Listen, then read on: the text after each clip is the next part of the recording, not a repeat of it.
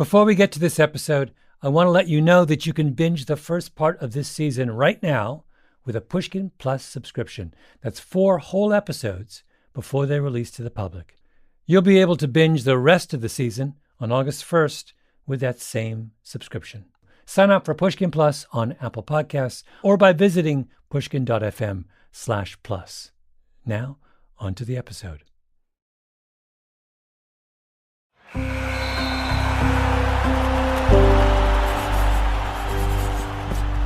Pushkin.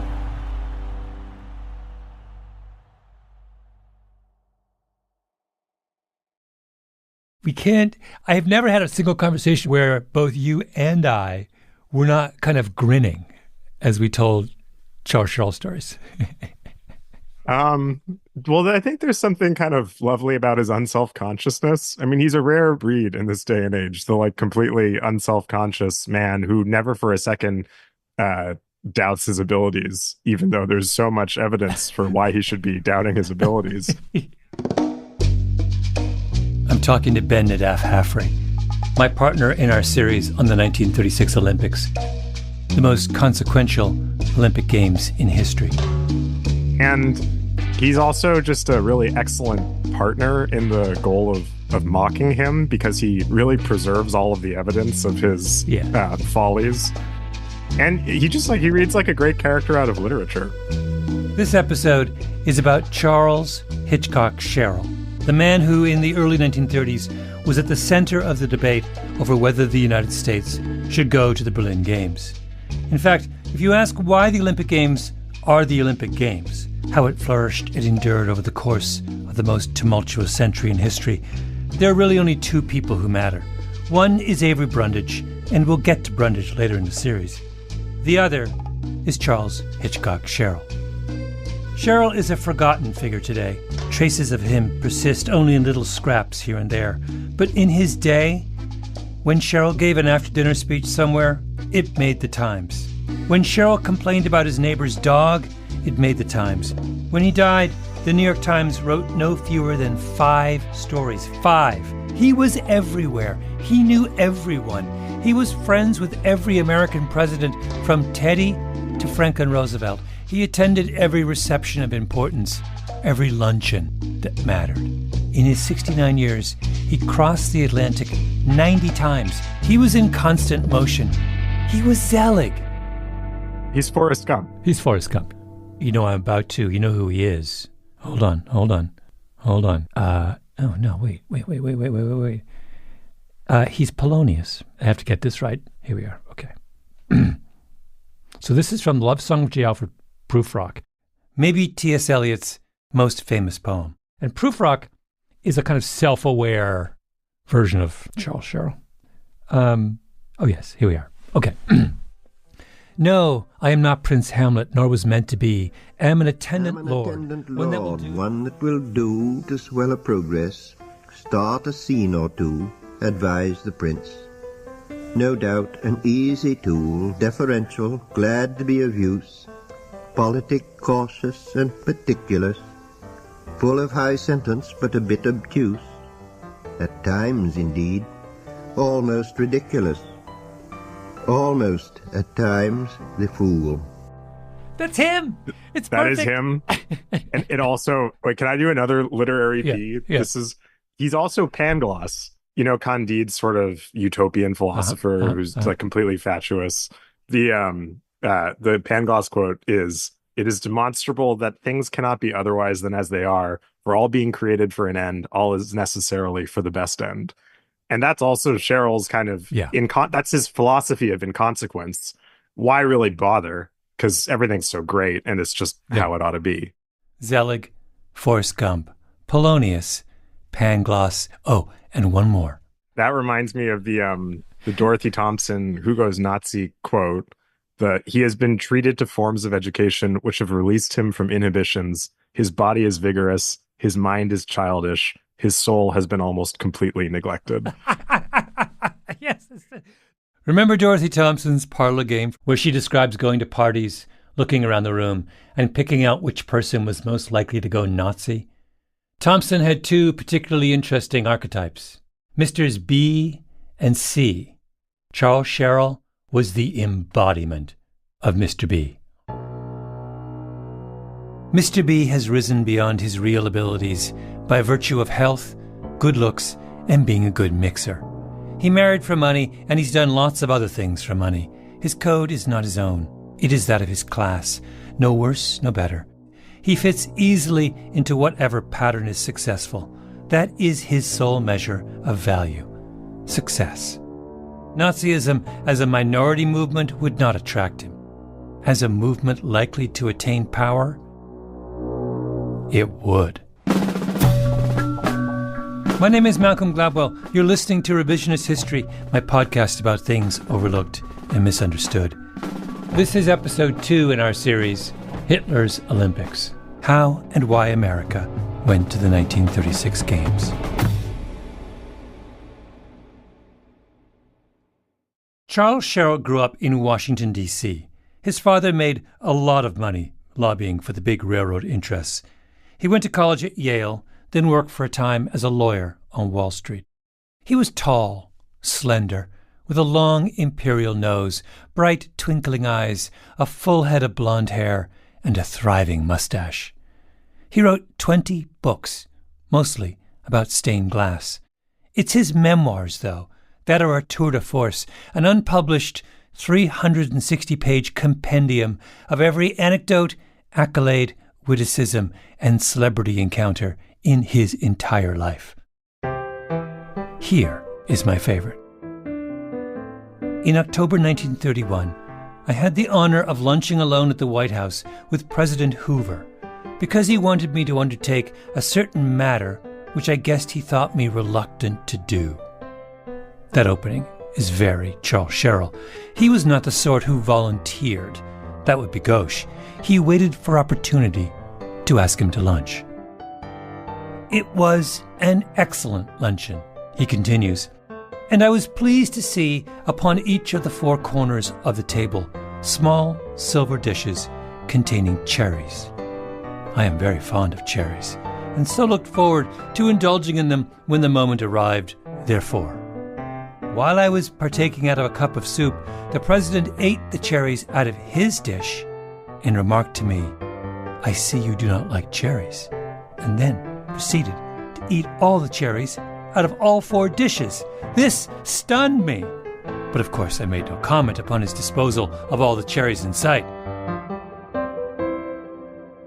The president then makes a pitch for the post he wants Sherrill to take. Some minor ambassadorship or blue ribbon panel. Sherrill demurs. The president is crestfallen. But as they leave the luncheon, Sherrill turns to Hoover and gently says, "I think, sir, that you do not realize that a man does not always know just what the other man likes or does not like. For example, at luncheon, you said I did not appear to like cherries, but you are mistaken, because I am very fond of cherries, but there might be something else which I would like to do to serve you, which I like as much as I like cherries, and possibly it is something that you have not thought of in connection with me." And then the kicker. Perhaps this remark of mine has something to do with his subsequently asking me to undertake the embassy to Turkey. I mean, can you see why we are so fascinated with Sherrill? It's all there in the showdown over the cherry bowl. His willingness to speak truth to power, his will to succeed, his daring conversational gambits. Sherrill's most enduring fame, however, was as a sportsman. He was a champion sprinter at Yale. He never went to the Olympics, but he did briefly share the world record for the 100-yard dash. But that was just part of it. You know how sprinters crouch at the start of every race instead of standing? Charles Sherrill invented the crouching start. Or at least he says he did. Anyone that looks at my hand will see that I have a luck line which surprises all of those who are wise in such subjects. Sherrill was much sought after as an after-dinner speaker, and he would often begin with a story or two of his halcyon days at Yale as a champion, athletic, innovator. Which brings me to the athletic thought that although I should claim credit for the invention of the crouching start, The real fact is that it's due more to luck than brain. I happened upon it, and it turned out to be worth at least a yard, and I got credit for something which my luck really deserved. You know how you have an uncle who stole home in Little League to win the county championship, and he's still telling that story 50 years later? Cheryl was like that with the Crouching Start.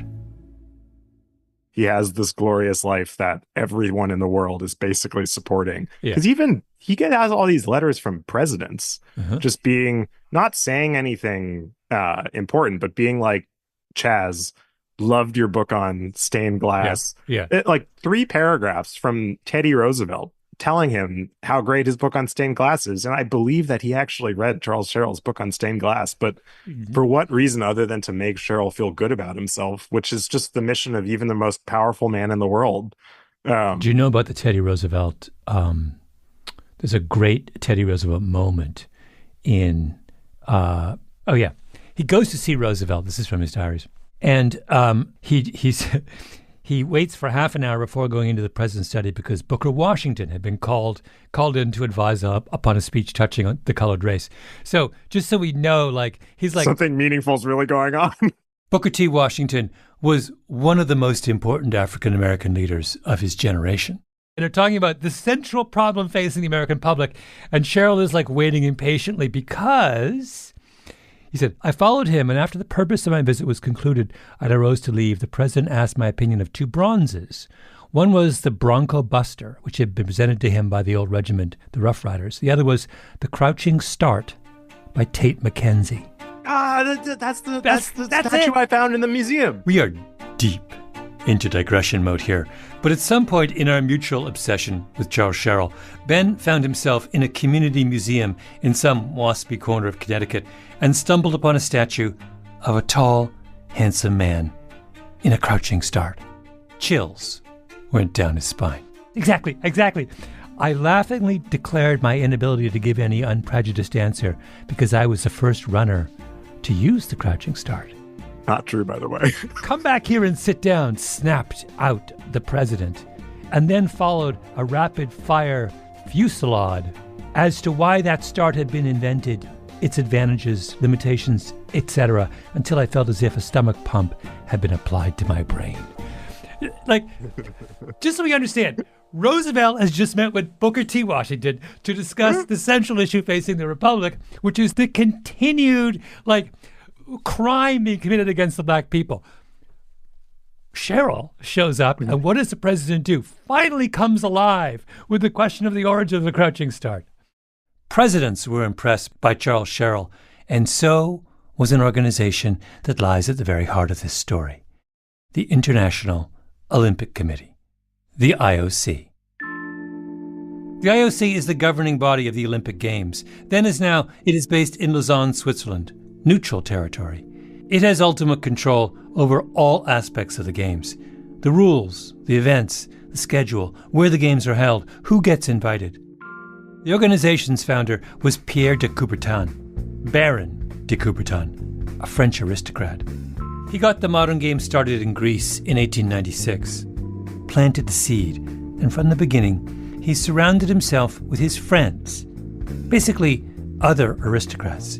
He referred to them as the trusted men. The Baron's successor to run the IOC was Count Henri du Baillet-Latour of Belgium. Someone once wrote of the Count's wife, the Comtesse Elisabeth von Clary-on-Aldringen. She traveled widely, as her husband was a passionate tourist. The Comtesse was also a Nazi, who wrote a personal note of thanks to Adolf Hitler after he invaded her country. But we're getting ahead of ourselves.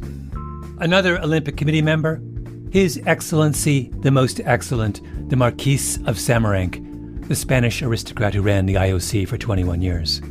One biographical note on Samaranch reads that, quote, during his studies, he practiced roller hockey, for which he created world championships, which the Spanish team won.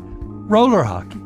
He picks a sport no one plays and then invents a world championships where he has to be the favorite.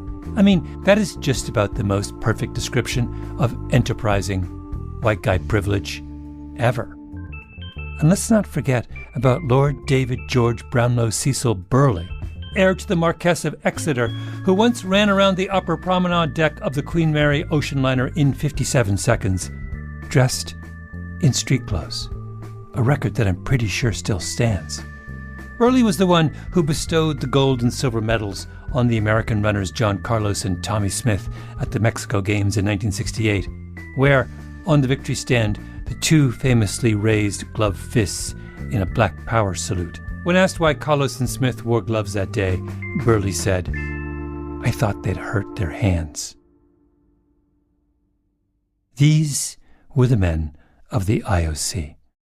They would meet every year or so in a grand hotel in one of the many storied capitals of Europe, put on long black coats and striped pants and bowler hats, drink a lot of Chateau Lafite Rothschild, and regale each other with stories of past athletic triumphs. It was the greatest men's club in the world. And in retrospect, it was surely only a matter of time before the IOC set their sights on a certain dashing, mustachioed sprinting champion from New York City who held the ear of presidents. Let me read to you from the June 8, 1922 edition of the New York Times. Olympic Committee elects Sherrill. Mr. Sherrill will bring a vast store of athletic knowledge to the committee. While at Yale, he won the intercollegiate 100-yard dash championship 4 years in succession. He was, wait for it, the originator of the crouching start, which is now used in all sprints in every section of the world. Zelig, Forrest Gump, Polonius, Pangloss, Mr. B, and the Thomas Edison of the crouching start. Our man of parts has now been given his greatest role ever, a member of the International Olympic Committee, and over the next decade, his medal will be put to the test. Do I dare to introduce yet another literary analog? Hercules, of course, whom the Oracle of Delphi directed to perform 12 trials in exchange for immortality. The slaying of the Hydra, the cleansing of the Augean stables, on and on. You read the Greek myths, and immediately you're thinking of Charles Hitchcock Sherrill. And by the way, where is the most famous depiction of the labors of Hercules? In a sculpture found in the Temple of Zeus at Olympia. It all fits.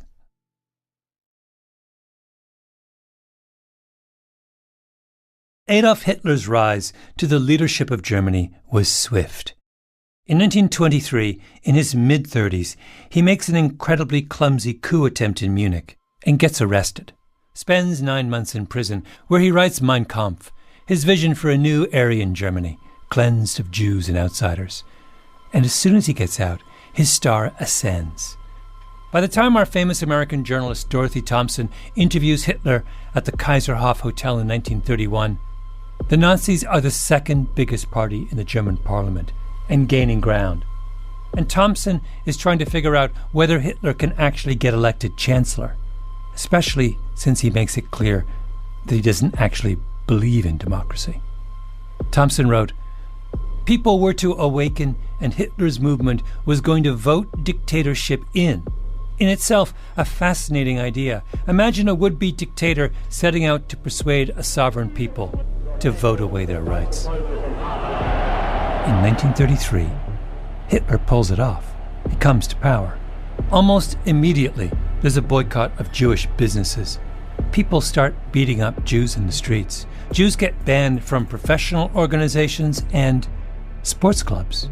The Nazis, it turns out, care a great deal about sports, about physical fitness, about vigorous competition, and their vision of sports does not include Jews. Germany's best tennis player at the time is Jewish, Dr. Daniel Prenn, and he gets kicked off the country's Davis Cup team. In the spring of 1933, the head of the German organizing committee for the Berlin Games, Theodor Lewald, is stripped of his post because there were some Jewish people in his family tree. In May of 1933, the German sports commissioner gives an interview where he says that German sports are for Aryans. The American Jewish Congress sends a telegram to the American delegates to the IOC. It says, "No Jew in America or in other countries could in self-respect undertake to appear in Germany under present conditions. The Olympic ideal and the Nazi agenda are on a collision course. Now it's June 1933. The IOC has its big meeting set for Vienna. It was almost certainly at the Hotel Imperial, a magnificent building in the Italian neo-Renaissance style. Marble lobby, coffered ceilings, crystal chandeliers. No other place would be up to the IOC's standards. Little known fact about the Imperial, by the way, Hitler worked there briefly as a janitor when he was bumming around Vienna in his 20s. 66 delegates are coming for the IOC meeting from every country of significance in the world. The men's club has gathered in their long black coats, their striped pants and bowler hats. A special program is printed up for all in attendance, which begins on its opening page with a questionnaire. Are you a sportsman? 1. Do you play the game for the game's sake? 2. Do you play for your team and not yourself? 3. Do you carry out your captain's orders without question or criticism? 4. Do you accept the umpire's decision absolutely? 5. Do you win without swank and lose without grousing? And then the crucial one. 6. Would you rather lose than do anything which you are not sure is fair? The Vienna meeting focuses squarely on that sixth question.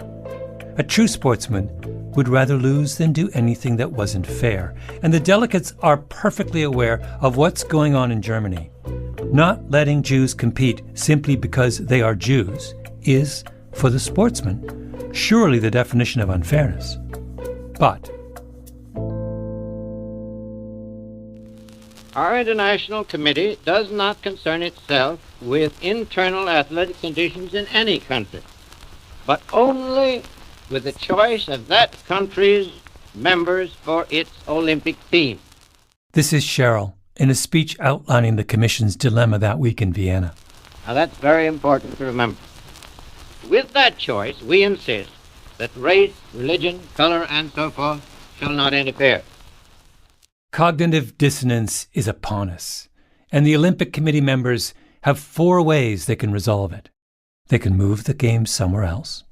They can cancel the Games, the way they did in 1916 in the middle of the First World War.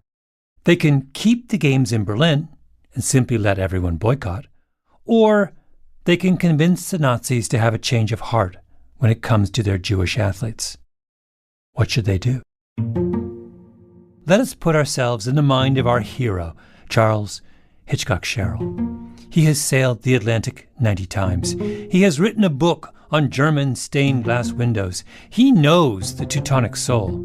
And did not Charles Hitchcock Sherrill stare down the President of the United States over the thorny issue of the disputed Cherry Bowl? Why bow to tyranny? Why not compel tyranny to bow to you? The last option? To convince the Nazis to be less Nazi was the only choice. Sherrill sends a telegram home to the American Jewish Congress. Rest assured that I shall stoutly maintain the American principle that all citizens are equal under the law. The key business of the Vienna meeting was conducted by a 6-man executive committee headed by the Belgian Count Henri Dubaillet-Latour. And Sherrill, by virtue of his stature as a diplomat and storied athlete, is the key player in that inner circle. They meet behind closed doors. Imagine a room full of mustachioed gentlemen in an ornate conference room festooned with portraits of other mustachioed gentlemen.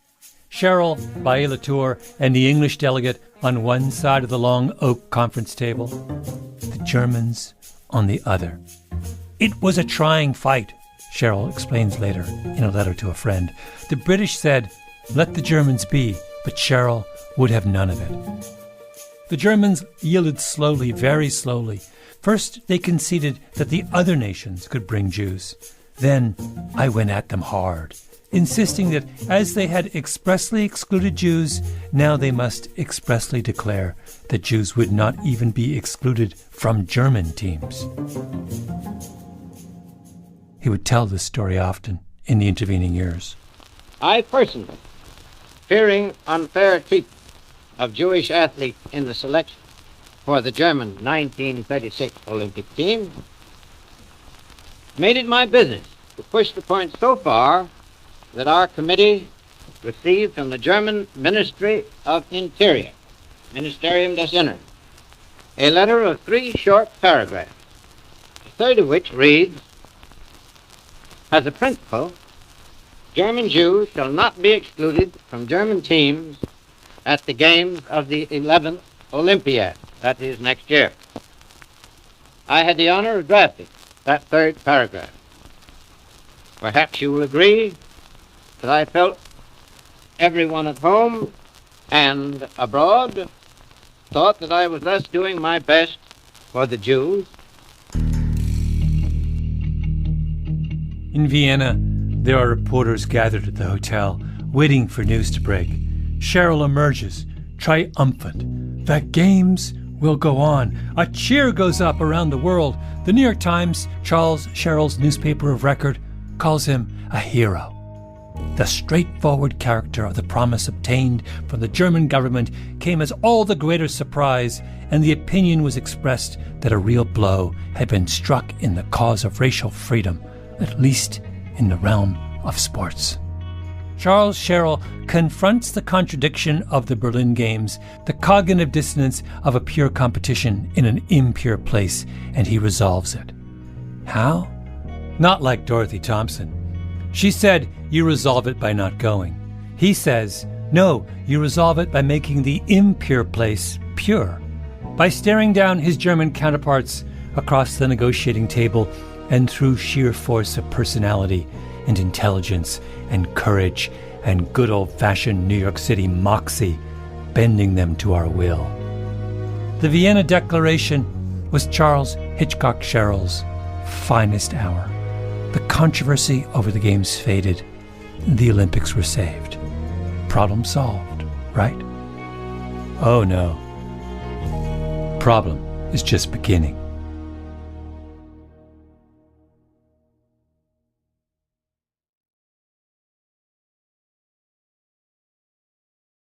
I want to keep talking about what's funny about Charles Sherrill because I do think he's hilarious and he brings me so much joy. I think he also raises a number of very complicated moral questions. Yeah. And I found myself at the end of the second day that I went into the archives, his scrapbooks are at the New York Historical Society. The New York Historical Society is a massive Beaux-Arts building on Manhattan's Upper West Side, right by the Natural History Museum. If you were a man of Charles Sherrill's stature, there is no other place worthy of your collected papers.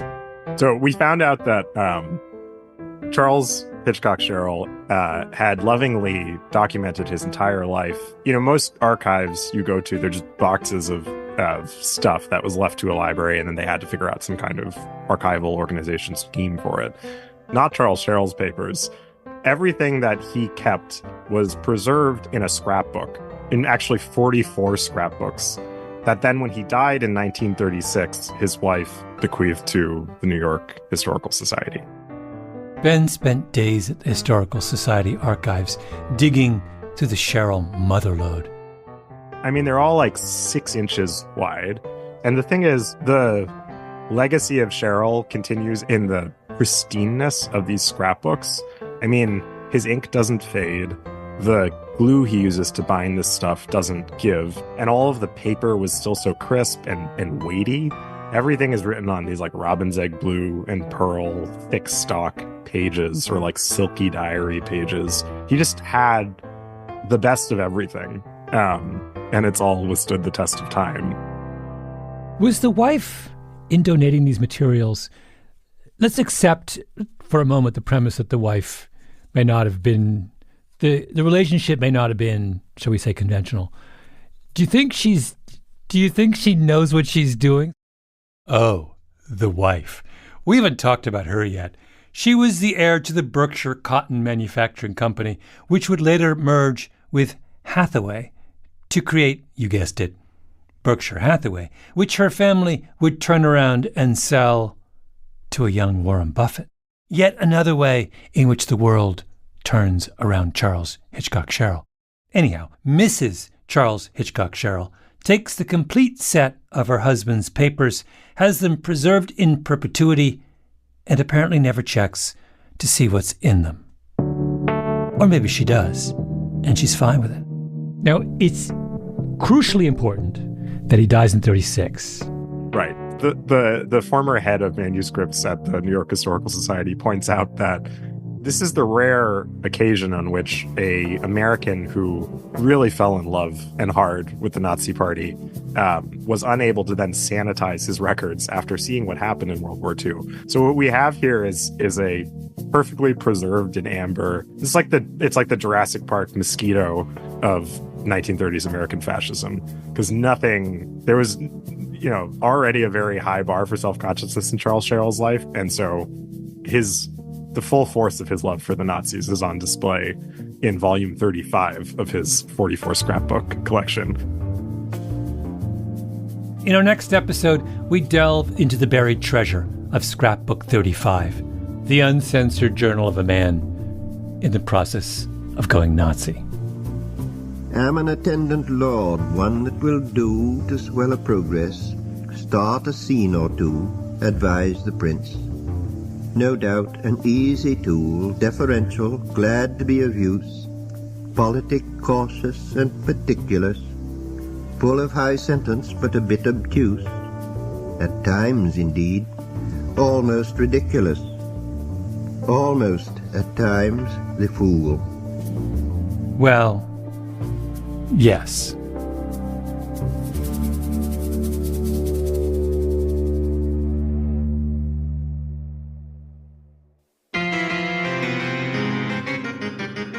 Revisionist History is produced by Ben Nadaf Haffrey, Tolly Emlin, and Nina Bird Lawrence.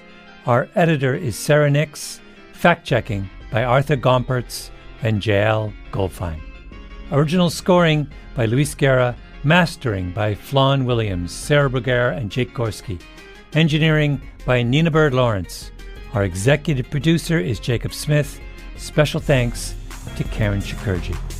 I'm Malcolm Gladwell.